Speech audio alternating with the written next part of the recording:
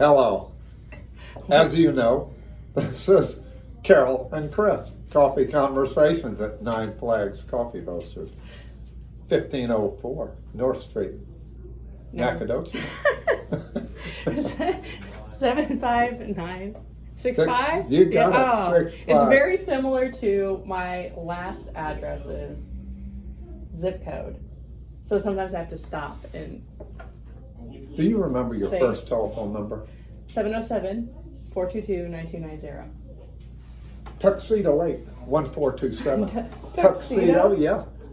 That was There was letters? Yes.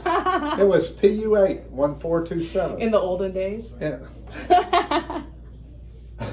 When you had party lines and the operator said, and then they'd plug you into something. Yeah. Why is it that we would remember that? The phone number? Yeah. Oh, we never changed our phone number. We never moved when I was a kid, so it was just always there. Well, but you remember it now. Yeah, and I actually remember some of my friends' phone numbers still. One time I accidentally called a neighbor. I mean, this is within the last 10 years.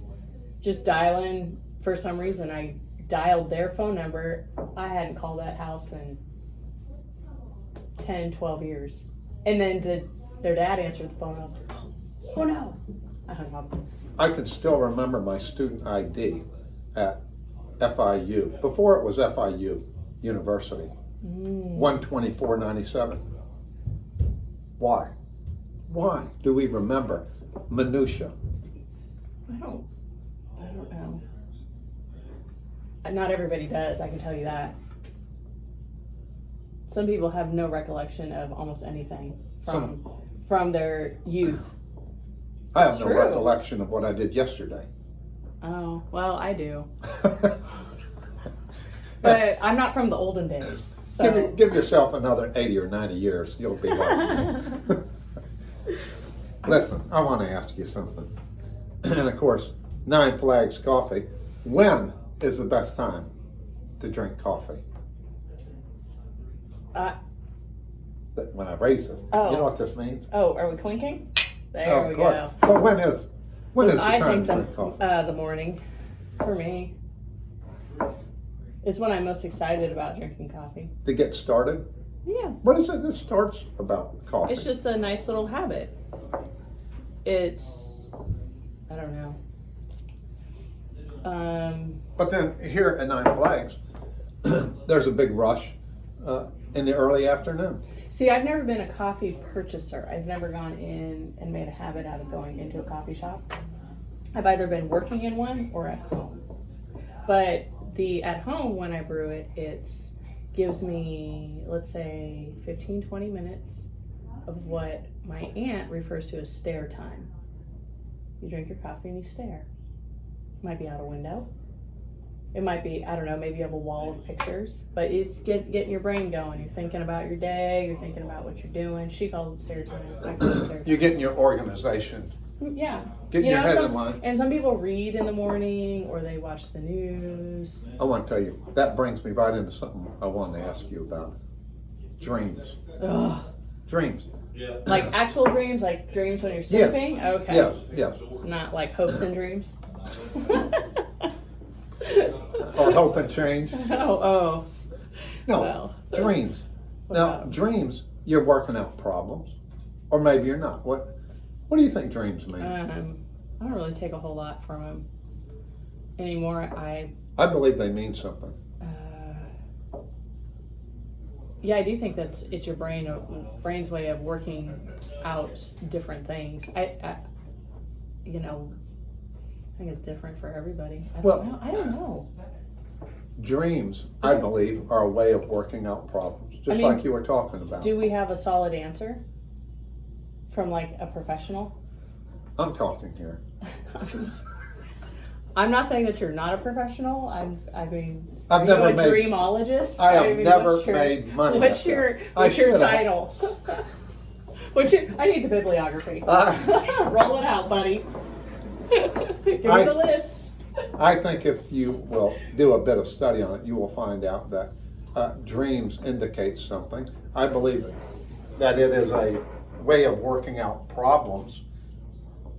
And what is the most common dream that people talk about? I don't really know. I think falling, that's the one that I've had, like falling. And you actually feel like you're falling.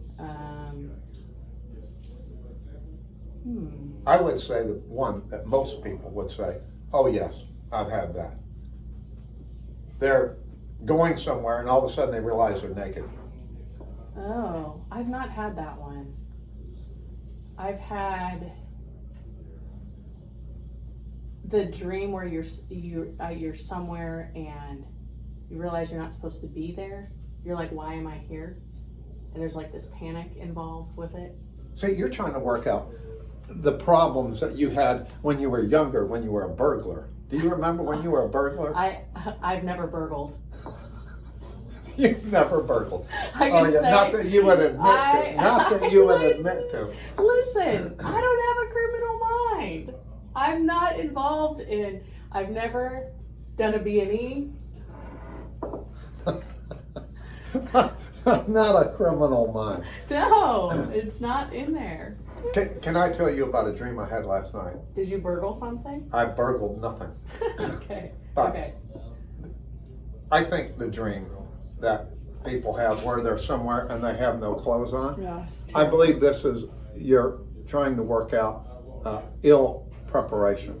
Poor preparation. I would say that's very ill preparation if you get in the car with no clothes on. Well, you don't realize it till you get in a place and let's say you go to walk into school and then there's you like look, if you feel a breeze. or you have your pajamas on, or you forgot to put your shirt on. Listen, pajamas are way better than nothing. And you're trying to hide in the bushes, hoping nobody will see you, so maybe you could get back to the house to get your clothes on and go back to school. Yeah, this is a common. The bushes. Dream. Yeah, the bushes. I had this dream last night, and I don't know if I can tell this. Okay, No, I can't. Do it. I can't Do tell it. it. I can't tell it. We've gone this far. I went to put on my underwear and they looked different. And when I put them on, it was like they were, if you can imagine something that would be like fishnet made out of yarn.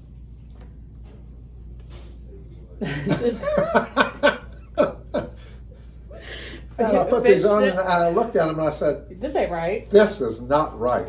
And they were pink and white. And I said, I was in a hurry to go with these other two guys and I jumped in the car. So did you put any other clothing? You didn't put more clothing on over these? I didn't have time to put my pants on yet. And I'm trying to put my pants on in the back of this. And this guy, the driver, veers across the center line. I help him steer back over there. Oh, wow. And then they stop at this convenience store. They want to get something. And I'm saying, wait a minute, I've got to get my pants on. And I keep looking at these underwear and thinking, why do I have these on? So I'm trying to figure this dream out. I think it's making the wrong direction, making the wrong decision, or heading in the wrong direction. Maybe I was headed in the wrong direction when I came here to make this podcast. If this is the best I can talk about. I think it's super and hilarious. I want to know who made you. I mean, were these specially knitted underwears?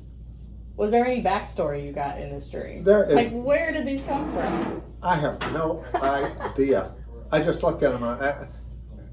They looked okay when I went to put them on, but after I put them on, I looked at them and I said, are these mine? This isn't right. Where did these come from? This isn't right. This isn't in and my they felt wardrobe. real puffy, like a diaper or something. I just thought, this is not something. And I can't believe I'm talking about this. I think it's great.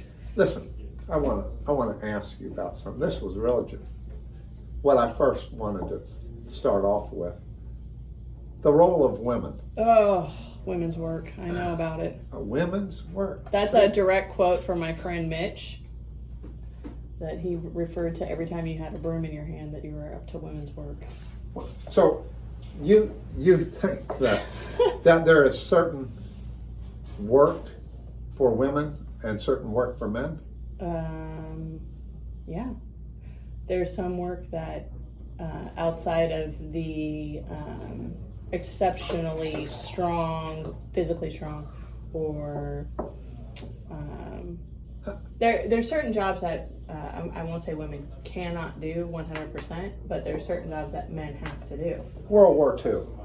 We've got Rosie the Riveter. Yeah, that's a different situation than they're just like, are we talking? That's So the jobs of women can change. sure, but there are jobs that are. I'm just going to say the majority of women probably are not physically able to do. There's always exceptions to the rule. Like firefighting's one of them. You have to be, there's a strength. There are women firefighters. That's You have a problem totally- with the women police officers? I do not. I do not. I think it takes an exceptional person to do that job. An exceptional female. What about sports? Women. They can be in women's sports, and men can be in men's sports. You know, Adult sports. I mean, we are in a you don't society listen. I that feel real would strong say, about that one. listen, if I'm feeling like a woman today, No. I'm a woman. Absolutely not. Get your own division. Get your own division. Get your own division. What I'm if- good with that. What if I decide to have all the surgery and everything? No. They just, No, you They have to. just- You cannot ignore the biological changes in, if we're talking men turning to women during the teenage years. there So was, there's already a you just can't get rid of all that. there was someone who had a sex change and was wrestling with women and beat all the women. Yeah, surprise, surprise. There's a shocker. So if you're the lowest common denominator, if you can't win in male sports, this is what you do. You put on a dress and go whip the ladies. Oh, that's real good. I hope everybody enjoyed women's sports while it lasted. That's my opinion. Well, I think what it'll do is it'll bring the end of women's Well, sports, there's because all of a sudden, why should there's- you get into something where you're going to be competing against someone who probably has still the bulk of a man and the muscle Yeah, characteristics and are if different. even if you are not the winningest of the men in your division, you can No. still be quite strong and quite capable, No. and go into a women's division and trounce those people. Trounce? Yeah, that's what's happened. Well, the women's powerlifting has banned them. You can't come in. Oh, what? Women's powerlifting has banned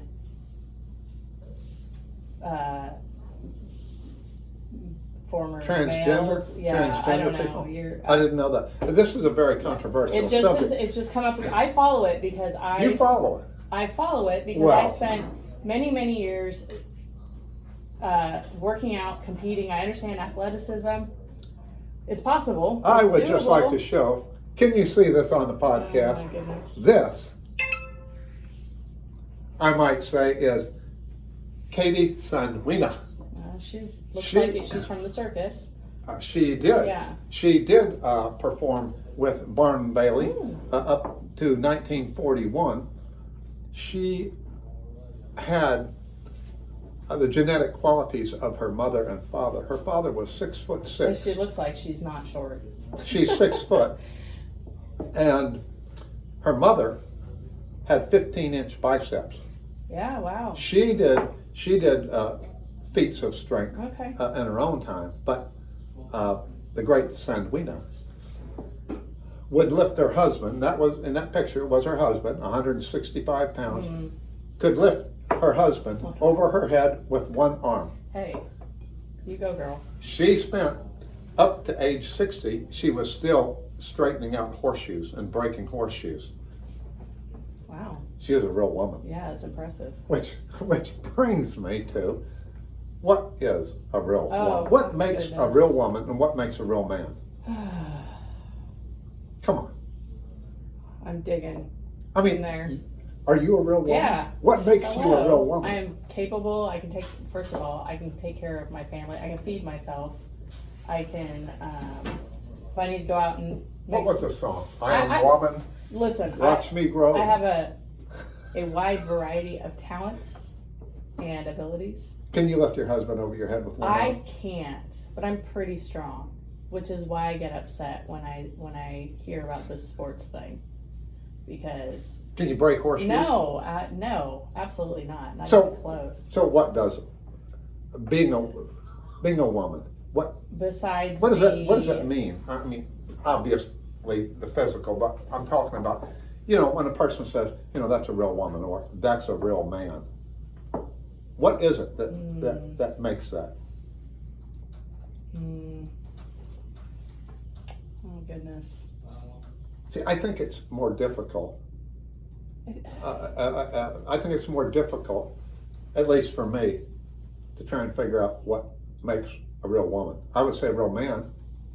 Courage, Yeah, courage is a big one. loyalty. I feel like you have to be courageous as a woman too, though, because it depends on what you're doing, though. Like I always, of course, I'm going to come from my own perspective, which is, married with a family. So different people in different life places, it's going to look. Maternal instincts. I think nurturing is part of it, but it's not just all warm fuzzies. And sometimes I think that there's a mix-up with, you have to be, some people think, oh, you have to be ultra nice, you have to be ultra sweet, you're always, warm and caring, but there's also a very practical side. There's a strong side of a woman. You have to be, because otherwise you end up, when you're raising kids and You're protecting. dealing with, I shouldn't say dealing with a husband, but sometimes you're dealing with. Dealing. Sometimes. Ooh, Carol, I Dealing think we're getting sometimes. right on the edge of something a Sometimes. little touchy here. No, Is there anything you want to that's confess? No. That's You just sure? I just No think that's- confessions? That's just realistic. All people are difficult sometimes. Moi? No, not moi. Yes, Mom. Moi? No, absolutely Boo. not. How can I be difficult? I don't know. Where's PJ? Let's find out. Precious. We need Precious a Joanne. guest. We need to bring in a guest. And she said, I just happen to have here your ex-3 girlfriends here. They would like to tell something about you. No, thank you. Oh, man, that would be rough. Well, I just think there's a lot of different qualities, but I think there is. Who was our governor who ran for vice president out of Alaska? Oh, Sarah Palin. She always talked about the mama bear. Oh, the mama bear. Yeah. You mess Yeah. with the kids, mama bear is going to get vicious and chew you up. Maybe. Um, I know a few mama bears that are pretty ridiculous So people. was that a part of being a real woman? I think The reason why I'm asking boy, this is, I have to go and think about this for a minute. and see, you said you like this without knowing what we're going to talk about. Man. And now here you I are, you're know. caught. Well, You're- there's the thing is various that aspects. I we're guess. in a society today that, and I'm speaking from my perspective, it's a Me Too society, and I think about presidential elections, and I think there are a lot of people that say I'm not that concerned about what's right or wrong, but what's in it for me? What am I getting? So I think about this What's idea in it of for men me? and women, and Okay, so that idea right there, the what's in it for me, this is the tone I get a lot of the time from women. Now, I'm not saying that this doesn't circulate amongst men, but I'm the strong, independent female. are you drinking your coffee? What's in it for me? I am. Are you? I think when it comes to the like you said, the mama bear thing, it's more like a selflessness. You do what you need to do when you need to do it, and sometimes it is at the I don't want to say the detriment, but you're sometimes giving up a lot of your own personal comfort.